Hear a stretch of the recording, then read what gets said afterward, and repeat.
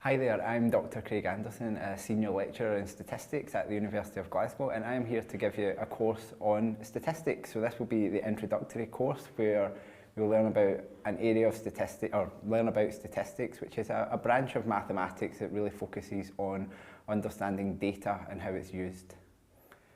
So what is statistics? That might be the first thing that you'll think of when you see this course. It's a scientific discipline and it focuses on collecting and interpreting data. And the interesting thing about data is that it tends to be in numerical form, which is why it's kind of covered by a mathematical type of course, but it doesn't always have to be, and often this data is collected for research purposes.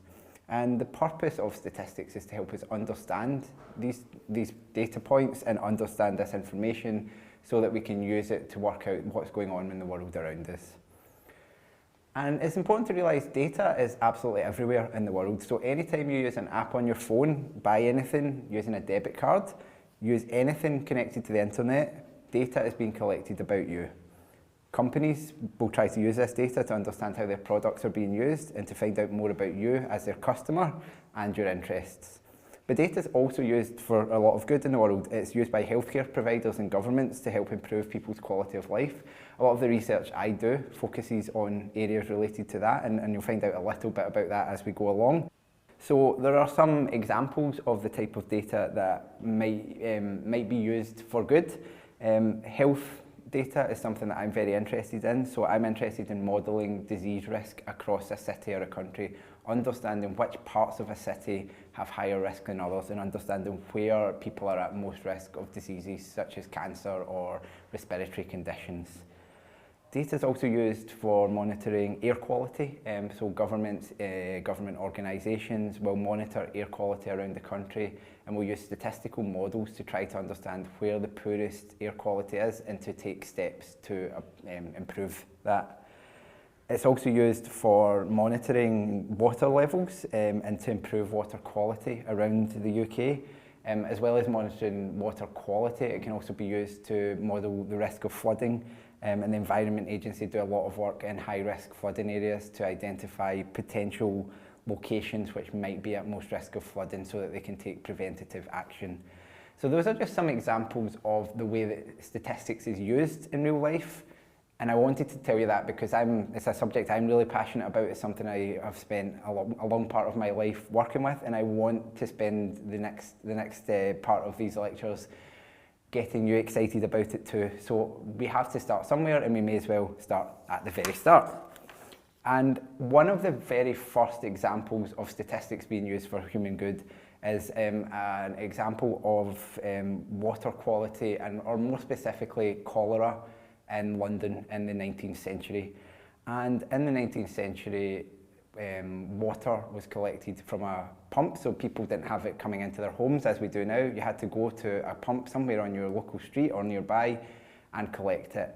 And what happened with cholera is cholera was a disease that we later discovered was waterborne, but at the time they believed it was spread through the air. They believed it was spread through particles known as miasma. It was in bad air. But what essentially happened is that as there was an outbreak of cholera in London, someone called John Snow, an epidemiologist as he would later become known as, the branch of statistics covering disease, but at the time he was a doctor, he identified that there was a pattern to where people were dying. And he actually produced one of the very first statistical charts that has kind of made its way into public knowledge. He took a map of the area of around Soho in London, and where people had cases of cholera and indeed died from cholera, he would put marks on the map. And what he very quickly identified is that there was a large set of cases around about one particular water pump. And they discovered that the water pump on a street called Broad Street in Soho was actually contaminated, and this was the cause of a large number of the cholera cases in the local area. It took a long time for these findings to be accepted, but eventually it led to the understanding that knowledge of data, studying the patterns of data, could help you to identify some of the real life problems that were facing people. So what do we mean by data? Well, there are two main types of data which we might use in any sort of statistical study. There's primary data, and primary data are data that have been specifically collected for our study. So for example, if we carry out an experiment or we put together a survey, then the data that we collect from that will be what is known as primary data. A lot of other data is what is known as secondary data. These are data that are originally not collected for our study, but which we end up using. And so the epidemiology example of the cholera was actually be an example of secondary data. Understanding where people died from cholera was not, the death notices weren't being collected for the purposes of studying cholera. It was just kind of public information. And a lot of publicly collected information such as this, such as healthcare records, can and still indeed are used for statistical study, and these are secondary data because they were originally not collected for statistics but are being used for that subsequently. So, for example, in 2021 in England and Wales, 2022 in Scotland, there was a census which collected lots and lots of information about people around the country, and data from this census will subsequently be used by statisticians, by all sorts of people, to understand the population. But that is not the main reason the census is collected. It's just to have an up-to-date record of how many people live in the UK. And so again, this is another source of secondary data, and you'll probably hear quite a lot about the census kind of in the news. As well as thinking about primary and secondary data, there are also other categories that we can think about when we are thinking about our types of data. We have quantitative data and qualitative data. You may or may not have heard these words before, but quantitative data are data that measure things using numbers. So for example, the height of children in a class in centimetres would be an example of quantitative data, because we are measuring that using a number. So you may be 140 centimetres tall, you may be 142 centimetres tall. That is a quantity, a number, and therefore that is what is known as quantitative data. The number of patients in a hospital would also be quantitative data.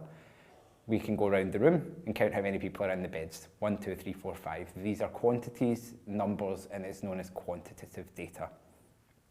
The other type of data we have are qualitative data, and these tend to take the form of words rather than numbers. So for example, people's eye colours are represented, green, brown, blue. These are words, not numbers. Or types of trees, oak, maple, cedar. These are words and not numbers, so these are qualitative data. In statistics, we tend to focus more on the quantitative data, the numbers, but not exclusively. But what we will start with is talking about some examples of quantitative data. And there are two main categories of quantitative data. There's discrete data and continuous data. Discrete data are data that are counts of things and have to be measured in whole numbers. So the number of students in a class, the number of patients in a hospital will always be a whole number or an integer, as it's sometimes described. And these whole numbers are obviously very easy to count, so they're often called count data. Continuous data are data which can also be represented by decimal values. So for example, the temperature of a room, or the weight of a baby, or the height of an adult, because you could be 141.7 centimetres tall. It doesn't have to be a round number, it can be a decimal, and these are known as continuous. And continuous data tend to normally be measured by some sort of scientific instrument, like a thermometer, a set of scales, or a ruler.